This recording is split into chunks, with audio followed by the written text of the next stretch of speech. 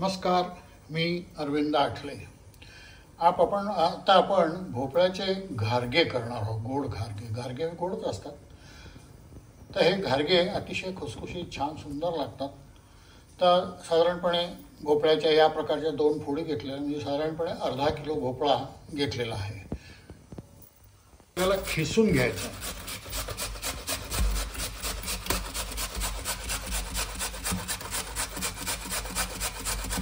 तर हा आता भोपळा आपला खिसून झालेला आहे। साधारणपणे 3 वाट्या तरी तो भोपळा आहे। त्यानंतर आपण 2 वाट्यात त्याच्यासाठी गूळ घेतलेला आहे, खिसलेला गूळ, थोडं मीठ घेतलेलं आहे। नंतर लावायला खसखस लागते, ती खसखस घेतलेली आहे। थोडं तुपात तो परतावा लागतो आधी, त्यामुळे हे तूप घेतलेलं आहे। आता आपण तूप घेतलेला आहे। हा खीस जो आहे तो सगळा त्या तुपामध्ये आपण छान परतून घेणार आहोत। साधारण 1 पाव वाटी तूप आपण त्याच्यासाठी घेतलेला आहे आणि हा सगळा खीस त्याच्यामध्ये आपण घातलेला आहे तुपामध्ये। तूप गरम आहे। आता हा परततो आहोत आपण तुपामध्ये, चांगला खमंग व्हायला पाहिजे।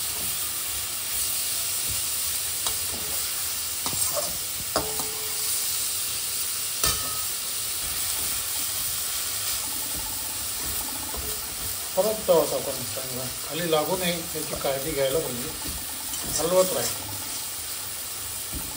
जास्ती असं वाटत त्या प्रमाणापेक्षा, परंतु आता पाहतो भाजल्यानंतर तो कमी झाला, अर्धवट शिजल्यासारखा झालेला आहे। आता आपण त्याच्यात गूळ घालणार।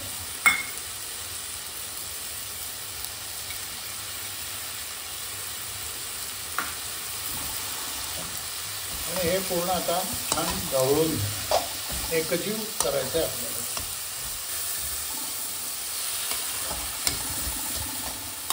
गोड कमी जास्ती तुम्हाला जसं हवं त्याप्रमाणे तुम्ही करू शकता। आपण त्यामध्ये खसखस घालतो आहोत आणि थोडं मीठही घालतो आहोत। गोड पदार्थात मीठ चांगलं लागतं, त्याची गोडी वाढते। अगदी श्रीखंडात सुद्धा आम्ही थोडंसं मीठ घालतो। आता हा गूळ विरघळायला लागला।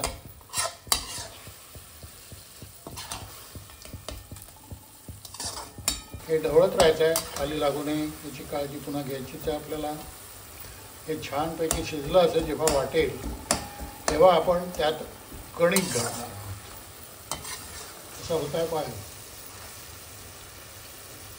शिजलेलं आहे आणि शिजलेलं थोडी चव बघितली आपण, गोड किती पाहिजे आपल्याला, हवा तेवढा गोड आहे। असं झाल्यानंतर आता आपण गॅस बंद करणार आहोत। दिसतंय पहा, आहे चांगला शिजलेला आहे आतला खीस जो आहे। आता हे मिश्रण सगळं गार झालेलं आहे। तर ह्याच्यात आता आपण कणिक मिसळणार। त्यात जेवढी कणिक बसते आहे, मग ती 2 वाट्या 2.5 वाट्या 3 वाट्या जेवढी बसेल तेवढी आपण त्याच्यात कणिक बसवणार आहोत।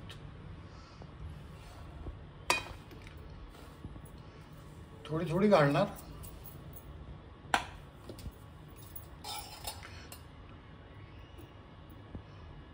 त्यात थोडं तेल घालावं लागतं।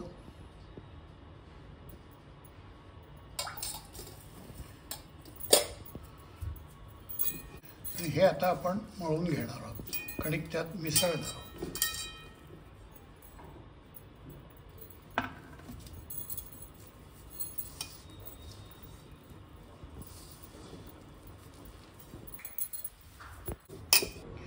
आता हा गोळा बऱ्यापैकी मळून झाला, त्याला आता पुन्हा आपण बाहेरून तेल लावणार आहोत। कणिक भिजवताना आपण तसंच हे आहे असंच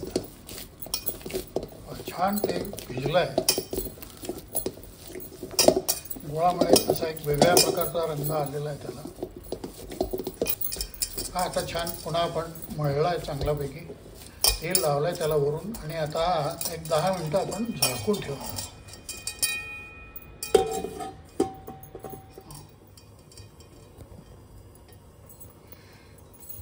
आता ह्या गोळ्यातल्या आपण छोट्या छोट्या लाट्या तयार करतो। या अशा लाट्या तयार केल्या आहेत आणि या थोड्या थापून गोल करणार आपण।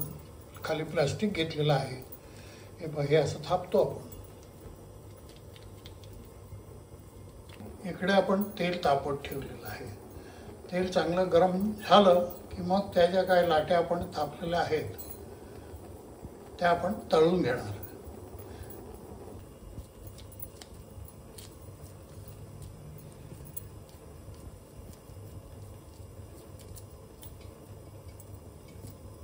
या अशा लाट्या थापतो आपण.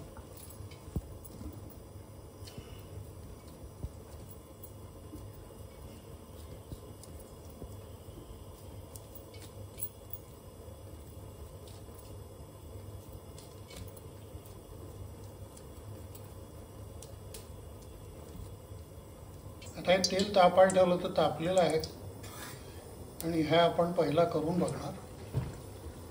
तेलात सोडलाय आपण तो गारगा.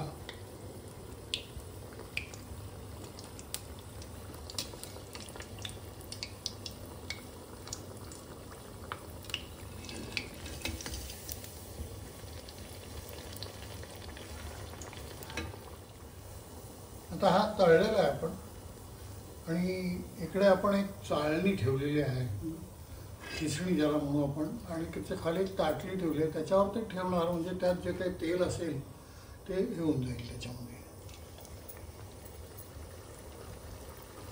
तर हा दुसरा टाकला.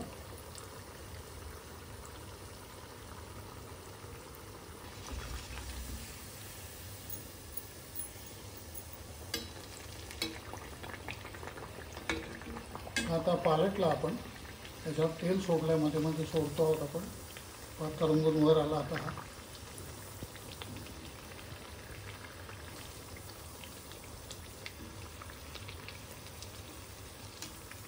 उगलाय झालाय तर आता तेल निथळणार आपण.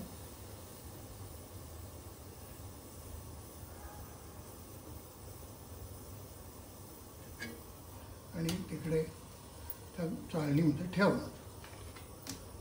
अजून एक करून बघू आपण आणि मग सगळे सावकाश सगळे आरामात वेळ मिळेल तसं करणार.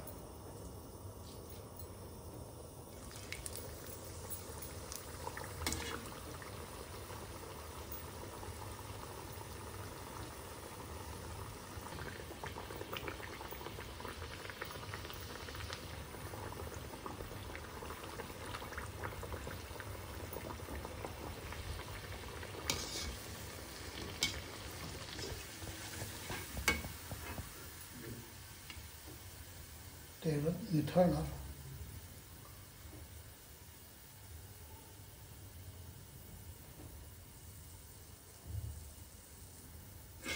आणि तिकडे ठेवणार. असे आता सगळे आपण उरलेले करून घेणार चांगले. हे पहा सुंदर दिसत आहेत. त्याचा खसखस जी वर आहे ती कशी छान दिसते पहा.